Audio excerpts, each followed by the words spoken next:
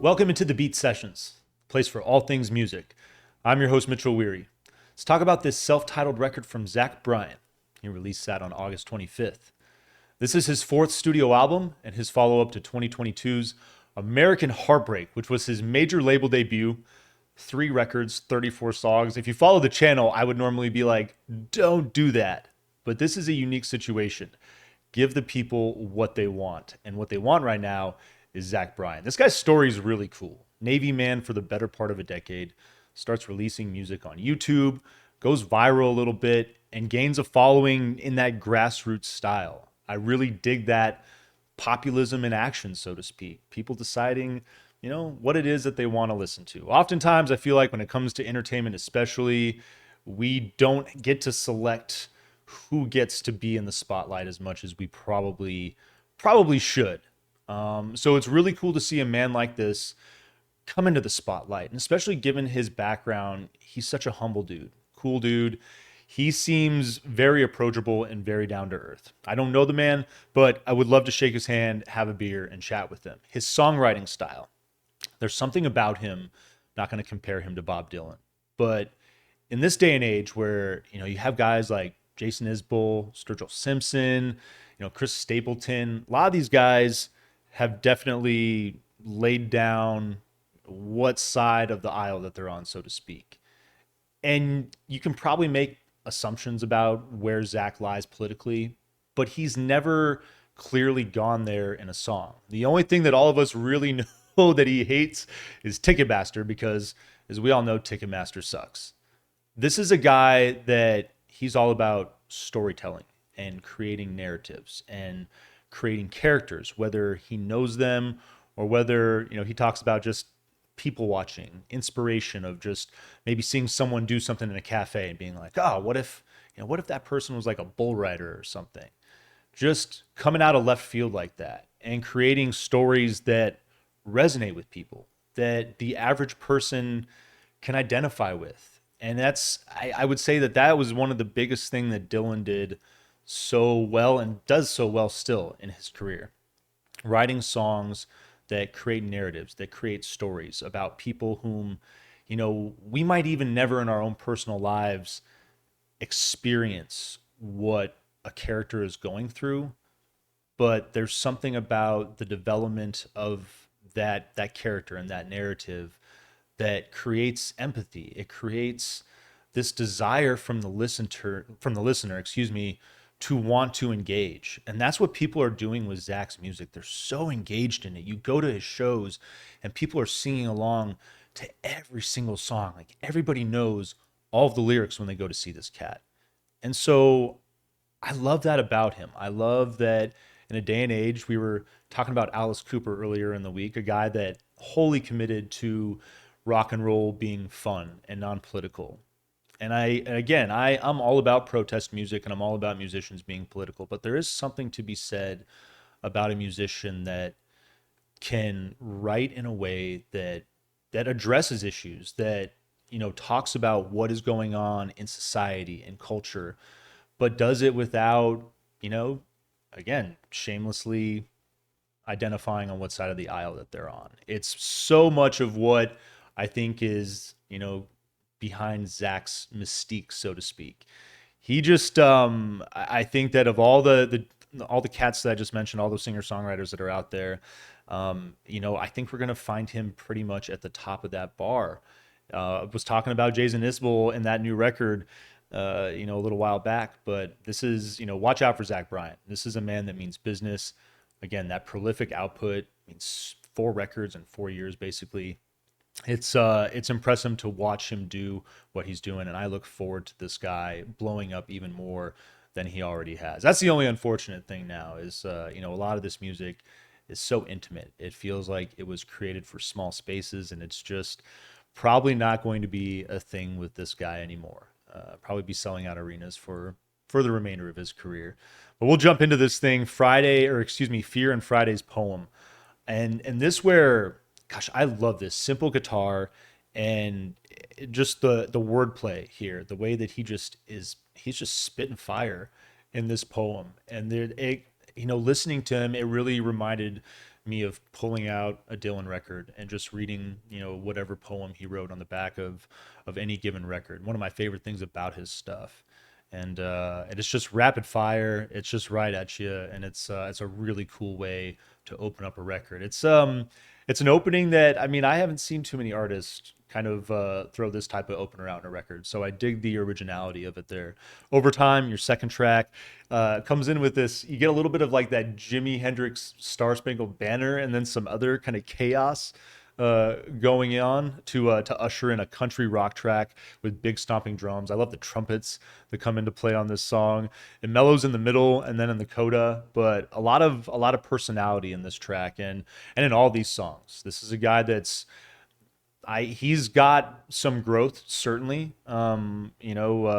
Just starting off with his music career, but this is a good example of, you talk about some of that other instrumentation in a track that explores a lot of territory in a pretty small amount of time.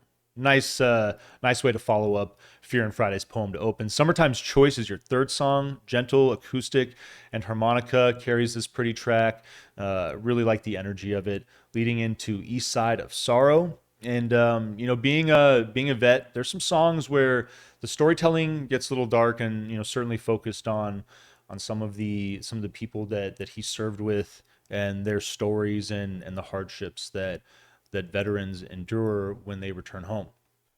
And so, East Side of Sorrow, this is a track that, exploring some of that territory that he's known for going to, and light arpeggiated acoustic and slide. I love when the bass and the drums enter in this track. It's just really nicely done. Picks up the drive when that happens. Great build into the chorus. You get a little more of that trumpet action. I really like the presence of that instrument on this record. Hey Driver, featuring War and Treaty, is your fifth song. Big vocal. Really like the harmonies that these guys are working with on this song. Little acoustic guitar to open, and then the piano carries this thing. I really like the verse behind the piano behind the guitar in the verse. But then it becomes more prominent, the piano, as the song progresses, and that exchange there, that change, so to speak, is I really like that dynamic in the song. Fear and Fridays, the actual track, is your sixth song. Loose intro comes together. You get this bright arpeggiated riff at work here, harmonica. Really like the building on this track. It's a fun song leading into Ticking. Your seventh track has got this melancholy slide to open, gentle acoustic guitar and violin on this thing. Really dig the last minute of this song when the drums hit. You get a little bit of banjo working in on the track. Another nice, pretty song. Holy Roller, featuring Sierra Farrell, is your eighth track. I mean, her vocal performance on this track is excellent. I really like the harmonies that she's creating with Zach on this. Light textures usher in this really just breezy track. Simple guitars at work here. I would say that the focus definitely is more on that harmony that's there between the two of them. Jake's Piano, Long Island, your ninth track. This is biggest track on the record. Certainly a fun little, it's almost kind of like proggy in a way. Piano and organ to open. You got this gospel element that's really taking a hold on the first half of the track, the Jake's Piano part. And then as you get the transition, there's this piano that trickles in. And then you get some electric guitar, just a little bass element where it's like, I love the slide that's working on the bass, and just builds into a big, beautiful number. And again, another one of those like dark lyrical explorations. It's a highlight for me for sure. El Dorado is your 10th song. Great feel coming off of Jake's Piano, Long Island. I like just the shift in energy there. Electric guitar and fiddle, country rock track. And another one of those tracks, vet focused, focusing on his comrades. I Remember Everything, featuring Casey Musgraves. Oh, this is a highlight as well. Casey sounds amazing on this track. Gentle acoustic guitar to open, light textures, strings rise in prominence as this song develops, and then you get this groove that hits about a minute and 20 in. It's pretty but sad tune, and again, Casey just sounds gorgeous on this thing, and the strings towards the end just lush and beautiful as well. Tourniquet is your 12th song, simple piano, electric guitar that backs that up. And then the bass that works in on this track is really nice as well. Turns into a surprise jam. The way that this song opened up, I wasn't really expecting it to go where it did. And so fun composition for that reason. Your 13th song, Spotless, featuring the Lumineers, definitely my favorite track. Gentle acoustic guitar, vocal intro. I love all the guitars that work in. And then, the harmonies that are at play here are dope. You get this great piano that builds in. This is a song that I love. I love the presence of the Lumineers. You can feel, their influence, but it's still a Zach Bryan song. And I'll say that about the track that he does with Casey Musgraves as well. It's just really nicely done. Both of those features and the balance, the dynamic on both songs is really special. Tradesman, your 4th track, arpeggiated acoustic riff, little slide texture on this thing. I love the rolling drums that usher in the instrumentation as the song develops. Has this nice ambience, but a cool track. It's something that has come up in conversation quite a bit with me, talking about education and school. And I just feel that trade school was always treated as a consolation when I was in high school and, preparing to venture out into the world with all of my classmates. I've always resented the fact that in that time anyway, and I don't know how it is now. I'm almost 40 now, so it's been a while since I've been in an advisory office in a school counselor. But it's I just think that having a trade is something that is so special, and it's something that takes a lot of work and a lot of dedication and a lot of heart, and I love that this song celebrates that. Smaller Axe is your penultimate track, simple acoustic and vocals. This is a track that a little bit of that Dylan-esque flair as well. Nature sounds work in the air, working in the end. It's kind of comes out of nowhere there. It's a little random.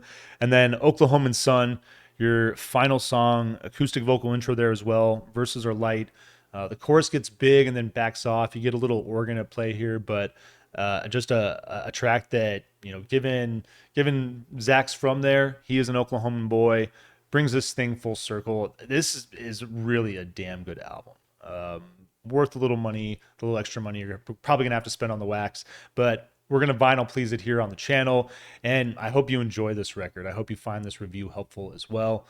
Please like this video and share it.